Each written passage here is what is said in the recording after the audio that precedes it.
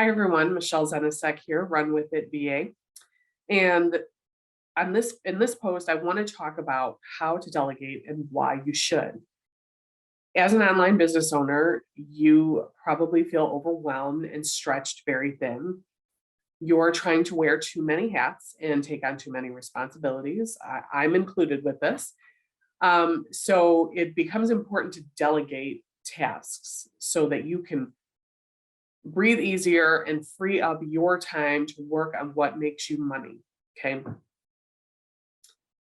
So we're going to talk about 5 different things that come with delegating. So, or basically how to delegate, what is delegating and how to delegate.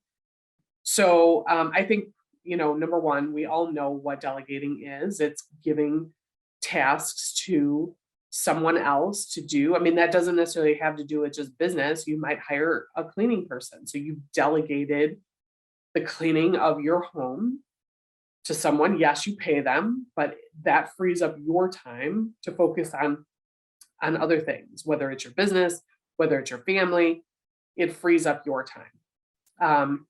So that's the benefit, is delegating allows you to have more time to focus on what's important to you. So the second thing here I want to talk about is how to outsource your business tasks.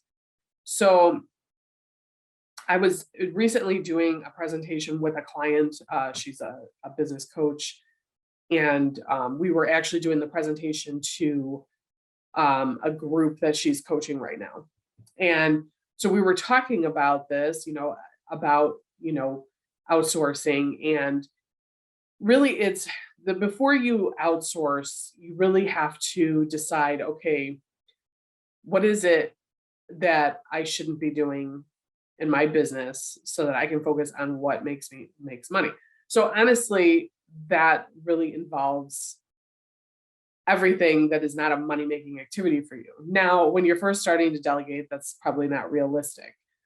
So my suggestion is to start with a list of the things in your business that you hate doing. It could be writing, it could be so writing content or bookkeeping or social media. Make a list of the things and start with what you hate the most and work your way down.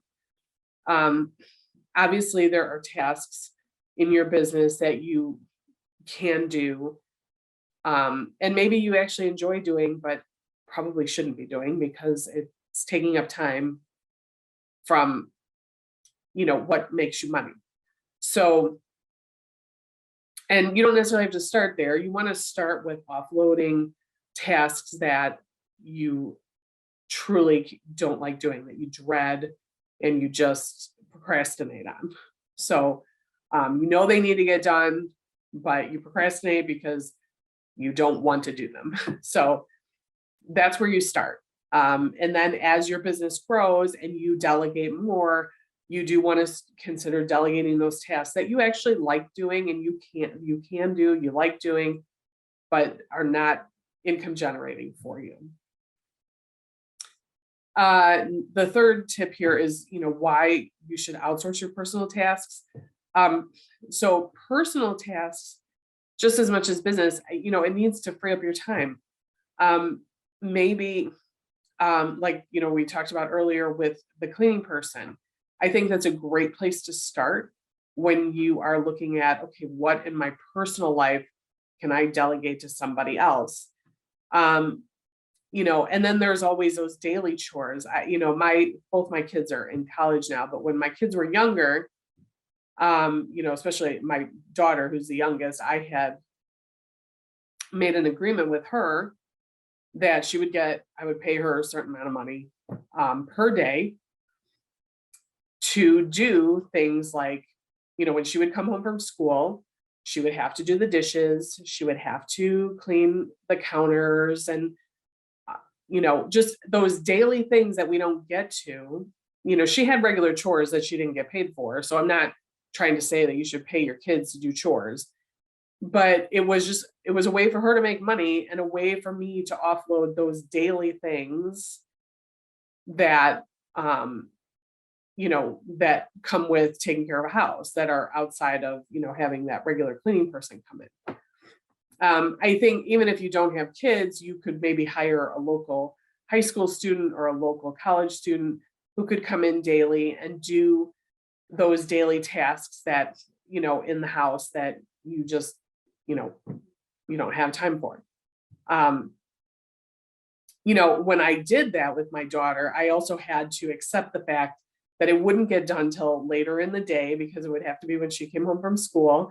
So I had to get into this mindset of, I have to let it be there and just let it be, instead of taking time out of my work day to get it done, because that can be the frustrating part, especially, those of us online business owners, because we're at home. Typically we are at home and we're surrounded by these things that need to get done in our house. And yet we want to focus on our business. So ultimately, whether it's personal tasks or business tasks, it's all about freeing up your time. Excuse me while I take a sip of water. So number 4 is, okay, so what are the best ways to find someone to help you? Well, when it comes to hiring a virtual assistant, first you need to know what you want to outsource. If it's bookkeeping, like for myself, I don't do bookkeeping for clients. So that's not a service I would provide. So the first step is, okay, what is it I want to outsource? Is it bookkeeping? Is it social media? Is it writing content? And you start there, and then you can ask fellow business owners, okay, I'm looking for someone to, let's take bookkeeping, for example. I'm looking for a bookkeeper, and they can give you recommendations. There's also Facebook groups that I'm sure we're all in, that are business around business, running a business, and you can ask in those groups, and does anyone have recommendations of a bookkeeper? So there are ways to find people. Now, just because someone recommends them doesn't mean you should just hire without talking to them and without getting some references from them. You still need to do your due diligence.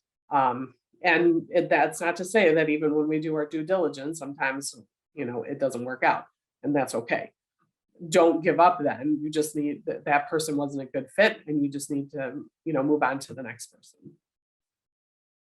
So start with what the skills you're looking for in someone, and then start asking other business owners that you know and trust who they would recommend, who they use, or who they recommend.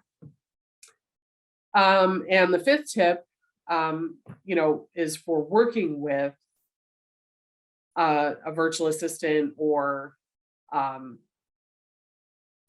whether even if it's a virtual assistant or you hire someone to clean your house, working with people that you're delegating to.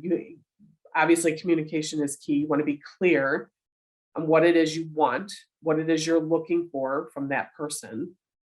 But also understanding too, like for myself, the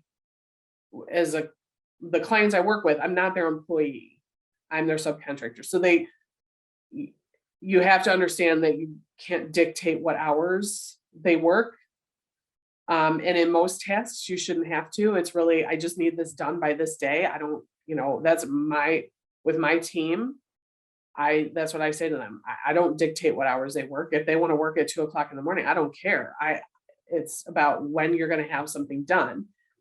And like, then if you switch it to the cleaning person, her and I work together to what day can she come? And, when she's working upstairs, I move downstairs and I work downstairs. And then when she is cleaning downstairs, I move myself upstairs. We work it out that way.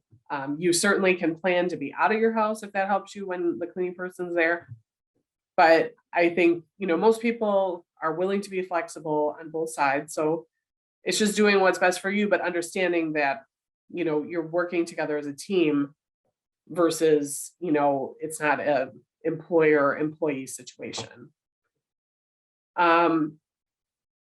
So that's really about it. I mean, outsourcing can be an incredible asset to your business and your personal life. By delegating, you free up more time and energy to focus on what's important to you. So if you are looking to outsource like content creation and social media, or maybe it's email marketing, I'm happy to talk with you on what your needs are. So feel free to click on the link below this video, and I will, and we can schedule a time to talk. And that's it. Feel free to comment below with any questions or feedback that you may have. And we'll talk again soon. Thank you.